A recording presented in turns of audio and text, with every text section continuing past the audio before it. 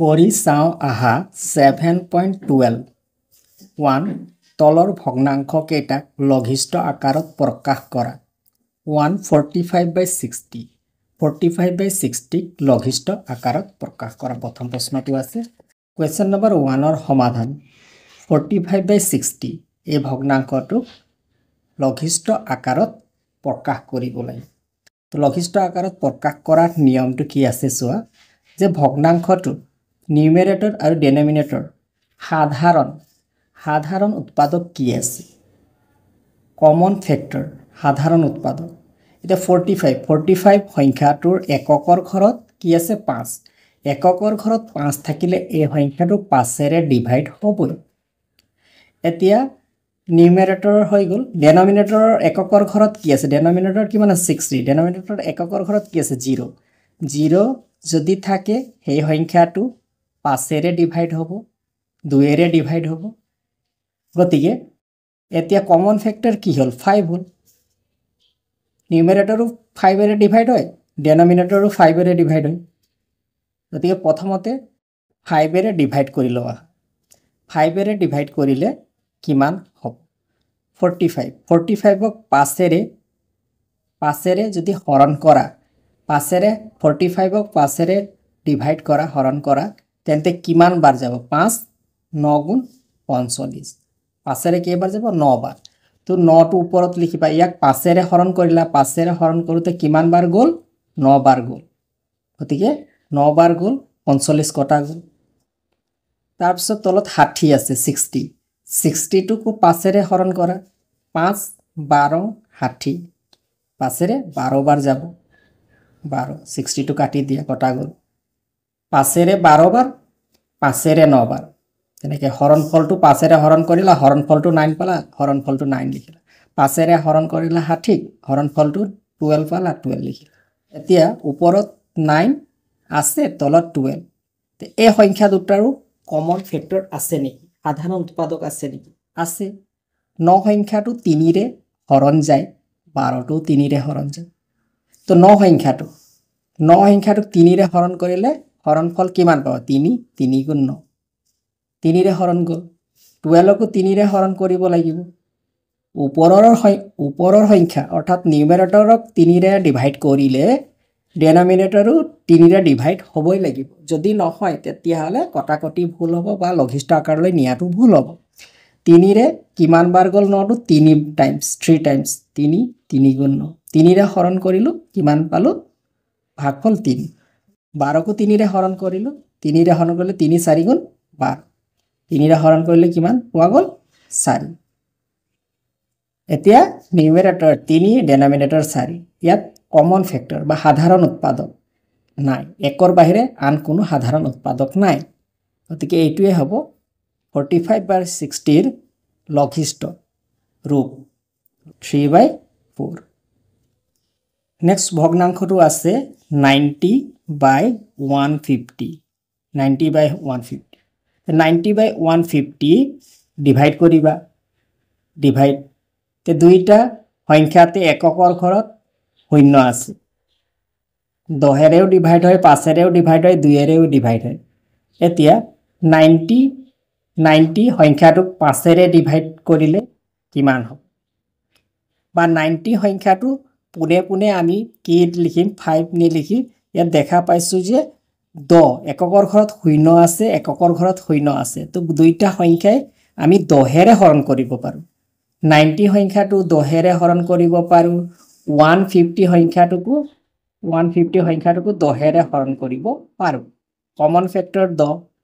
তো 10 9 গুণ 90 9 বাৰ যাব 150 তো 10 15 150 10 এৰে তো 10 এৰে যদি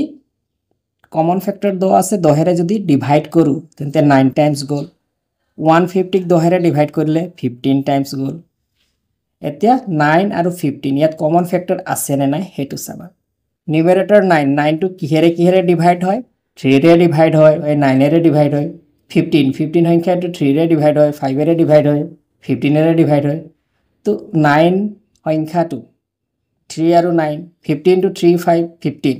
গতিকে ইয়াত তোমালোকে দেখা পাইছা যে 9 to 3 रे डिवाइड হয় 15 to 3 रे डिवाइड হয় তো কমন ফ্যাক্টর 3 আছে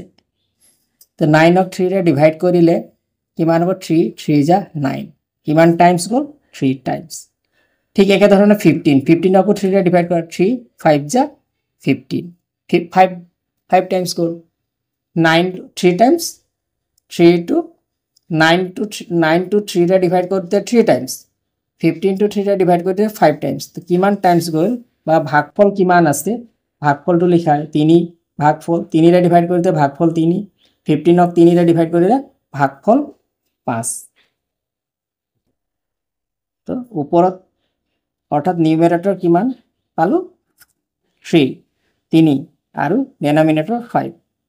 3/5 क्वेश्चन नंबर 3 टू কি আছে সোয়া क्वेश्चन नंबर 3 टू আছে 48/72 তো 48/72 ইয়াকো তোমালোকে লঘিষ্ঠ আকাৰলৈ নিব লাগিব লঘিষ্ঠ আকাৰত প্ৰকাশ কৰিব লাগিব লঘিষ্ঠ আকাৰত কেনে ধৰণে তোমালোকে প্ৰকাশ কৰিবা আগৰ কেইটাৰ নিচিনাকৈ ইয়াকো তোমালোকে লঘিষ্ঠ ৰূপলৈ নিবলৈ হলে কমন ফ্যাক্টৰ সাধাৰণ উৎপাদক কি আছে হেতু নিৰ্ণয় কৰিবা 48 ৰ এককৰ ঘৰত 2 আছে আৰু এককৰ ঘৰত 2 আছে সৰু সৰুকে কাটিব পাৰা 2 এৰে ডিভাইড কৰিব পাৰা দুইটাই 2 এৰে ডিভাইড হয়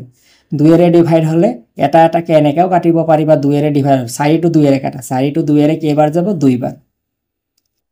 2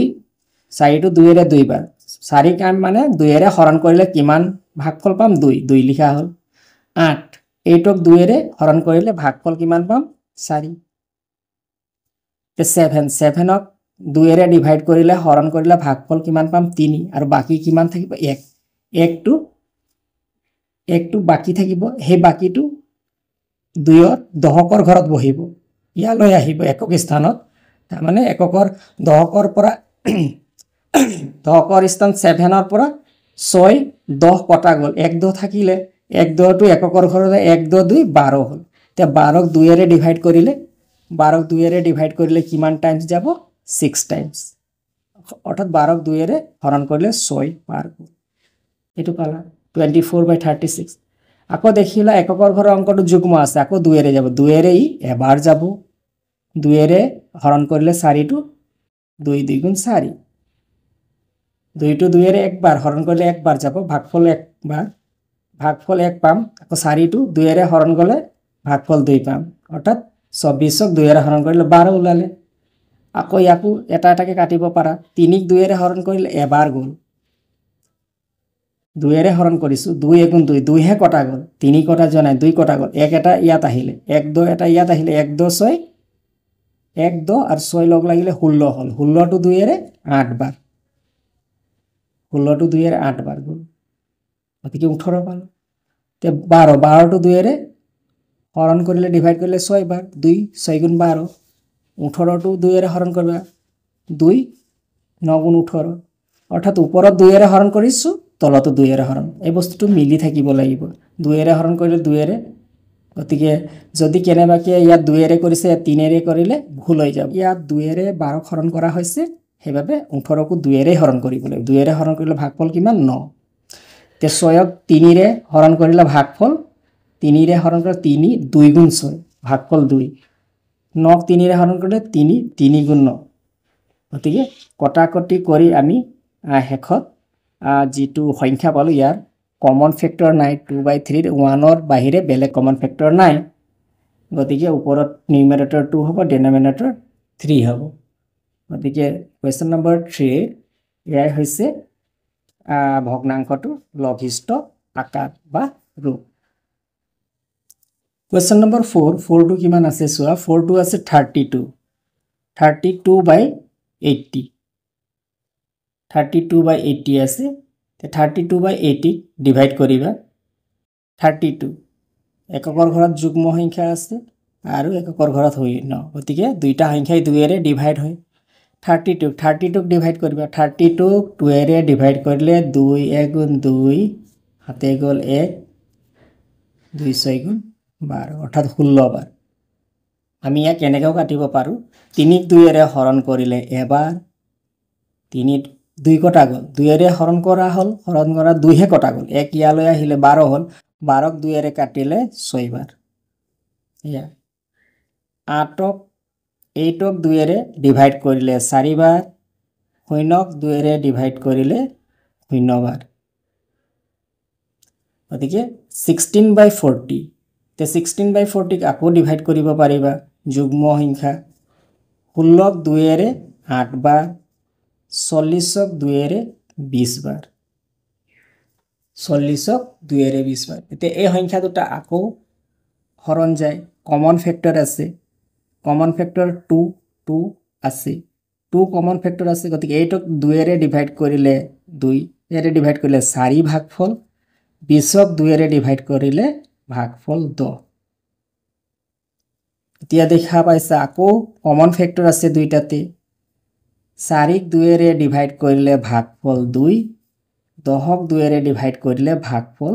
5 গতিকে ডিভাইড কৰি কিমান পোৱা গ'ল 2 ডিনোমিনেটৰ 5 ইয়াত কমন ফ্যাক্টৰ 1 ৰ বাহিৰে বেলেগ কমন ফ্যাক্টৰ নাই গতিকে এআই হ'ব 32/80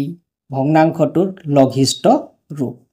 কোৱেশ্চন নম্বৰ 5 ৰ সমাধান কোৱেশ্চন নম্বৰ 5 টো আছে 120/465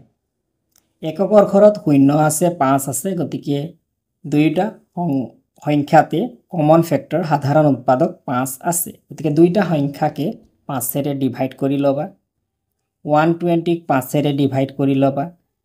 5 ৰে ডিভাইড কৰিলে 5 2 গুণ 10 গল 12 ৰ পৰা 10 গলে 2 শূন্যটো নামি আহিলে 20 হল 5 4 গুণ 20 কিমান পোৱা গল 24 এনেকে হৰণ কৰিও লিখিব পাৰিবা নতুবা ইয়াত কাটিব পাৰিবা 5 ৰে 12 সংখ্যাটো 5 ৰে হৰণ কৰিলে 5 ৰে কেইবাৰ যাব 2 বাৰ 5 2 গুণ 10 12 ৰ পৰা 10 হে কটা গল 2 টো ইয়ালৈ আহিলে 2 আহি শূন্যৰ লগত লগ লাগিলে 20 হল 20 টো 5 ৰে 4 বাৰ 5 4 গুণ 20 এনেকে এটা এটাও কাটিব পাৰি বা হৰণ কৰিও কাটি পেলে ভাগফলটো লিখিব পাৰি এতিয়া 465 ক 5 ৰে ডিভাইড কৰিলে কিমান হ'ব 465 5 ৰে ডিভাইড